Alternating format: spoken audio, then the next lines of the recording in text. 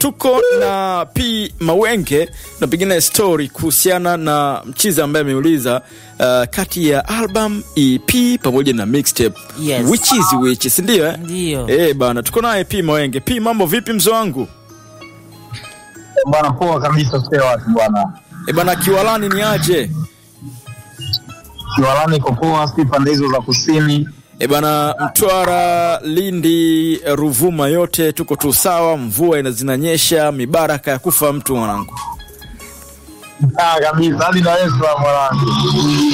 Hadi Dar Hadi Dar inapiga sana, inachapa mno. Bas poa, haina noma. Kuna huyu mchizi huyu anataka kujua bana, EP, album na mixtape. Utofauti wake ni upi? Manake nini? Okay. Ngoja nianze naye na album sababu ndio kitu kikubwa zaidi kuliko hivyo vyote. Okay.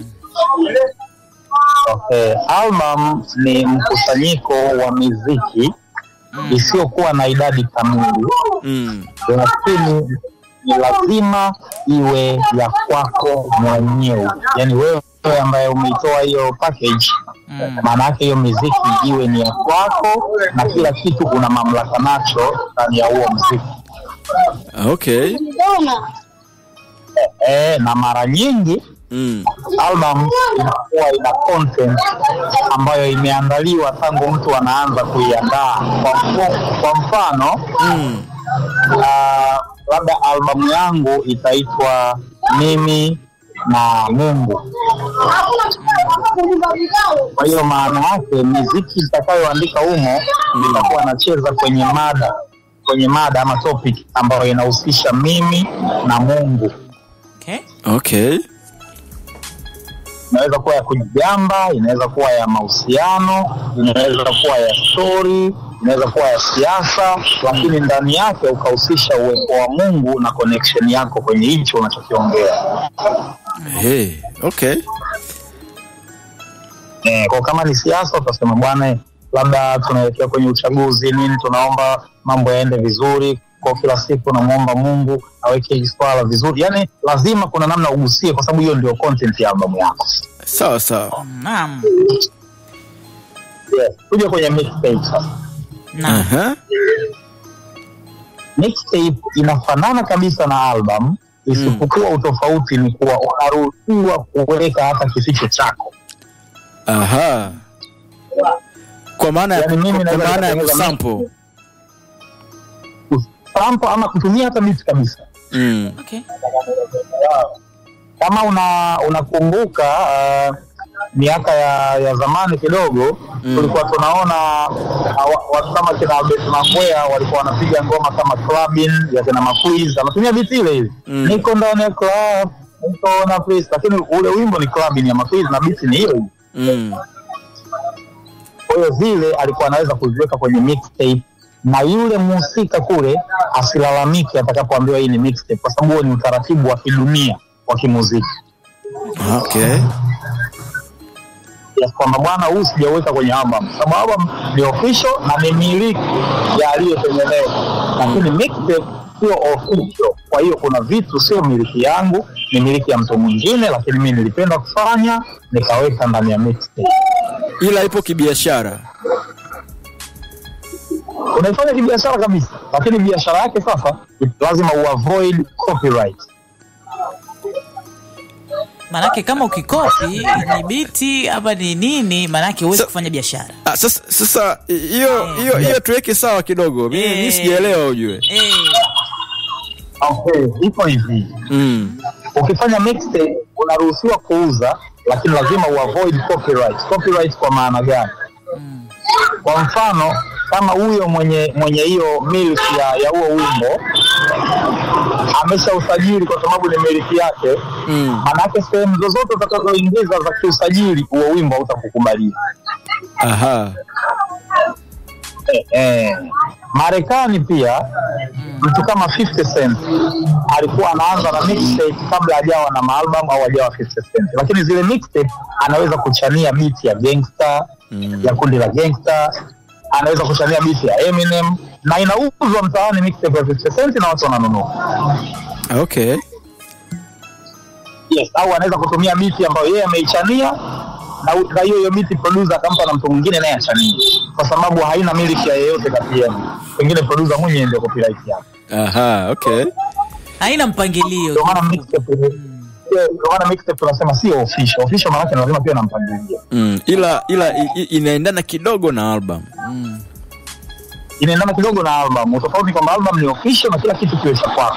Lakini mixtape sio official. Kwa chochote kinaweza kikafanyika na kisiwe cha kwako. Kwa mfano tuje kwangu mimi. Mimi nimewahi kutoa wimbo wa mademu wangu ambao ni beat ya Albert Mangwea, hata chorus pia ya Albert Mangwea. Leo hii mimi naweza kutengeneza mixtape nikauweka na ule wimbo ndani na mixtape yangu nikaiuza vizuri tu bila P-Funk kuniingilia.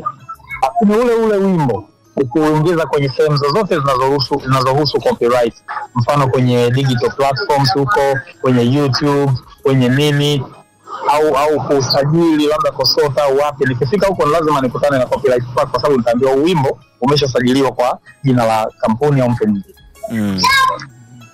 Kuna ndo maana wanafanya. Kwa yule mwenyewe mhusika anajua kabisa huyu amefanya for the love of the game, kwa sababu game inaruhusu, lakini afanyi kwa ajili ya kujimilikisha. Ila album unajimilikisha ya kwako. Ya kwako. Kwa mimi nikichukua wimbo kama huu alafu nikautia kwenye album, ni lazima nifatwe. Sawa. Bwana vipi? Unakaje kwenye album kitu ambacho sio miliki yako? Maana yake album maana yake ni kujimilikisha. An official thing. Kwa nini unaweka kitu ambacho official wakati unajua kabisa sio cha kwako na pia officialize? Kwa sababu kwa officialize maana yake bidi ninunue copyright, nilipie au niingie naye makubaliano. Kwa hiyo hata mimi naweza nikafanya vitu vikawa vya kwangu mwenyewe. Changanya kitu cha mtu mwingine ambacho ni copyright ya mtu mwingine, yani cha kwangu tu mwenyewe. Lakini kwa sababu hakikubeba content moja, hakikuandaliwa kwa mfumo wa content moja, maana yake pia naweza kuita mixtape.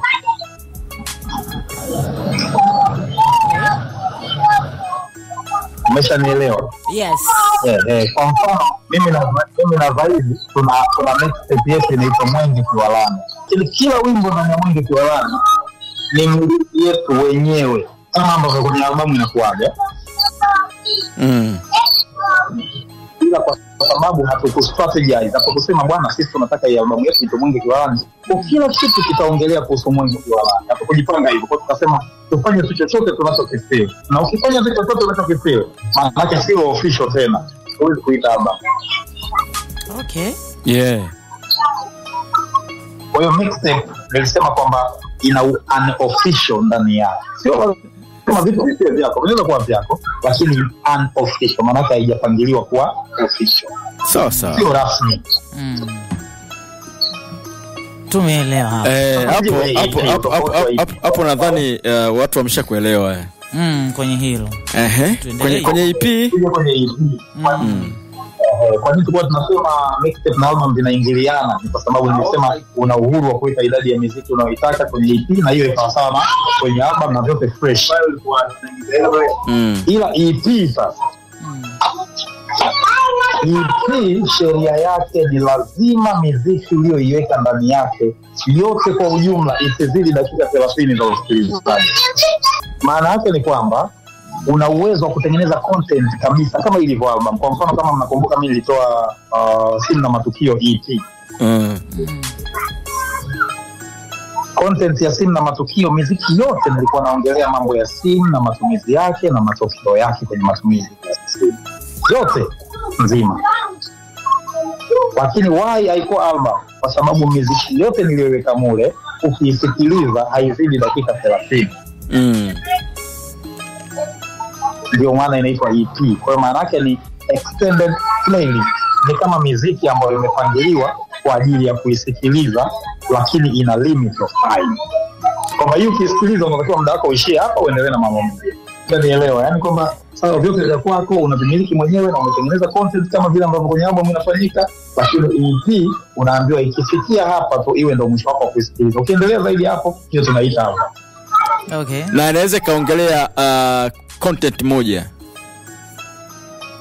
ndio sio lazima. Unaweza kuongelea content moja, unaweza kubadilisha kuweka kama mixtape, lakini tofauti wake na hiyo mixtape pamoja na album ni kwamba yenyewe ina limit of time. Okay, sawa.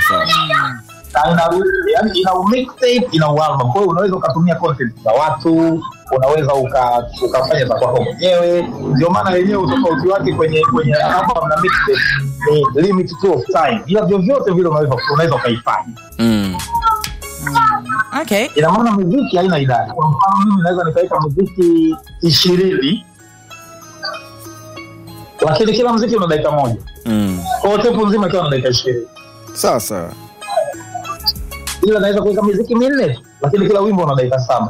Kwa mfano tunakumbuka Taarabu, Waya walikuwa wanafanya hivyo. Taarabu anaweza kusema tumetoa album, lakini album ya Taarabu kwa kutana muziki 4 tu, yani huko miwili na mimi miwili. Ila hiyo muziki 4 yenyewe utaenda kuoga, utarudi, utakula, utarudi. Unaenda kuoga, utaenda utarudi. Bado ina play. Yeah. Kwa hiyo huo ndio tofauti wa hivyo vitu sana. Okay. Sasa kwa nini unahitajika msanii kufanya album, kufanya mixtape pamoja na EP? Yani lengo ni nini? Kwa sababu kuna wakati kama unakuta msanii anaachia EP lakini ina nyimbo nyingi na huwa tunadiscuss, tunachanganyikiwa kidogo kwenye hili. Sasa hii ni EP ama ni album?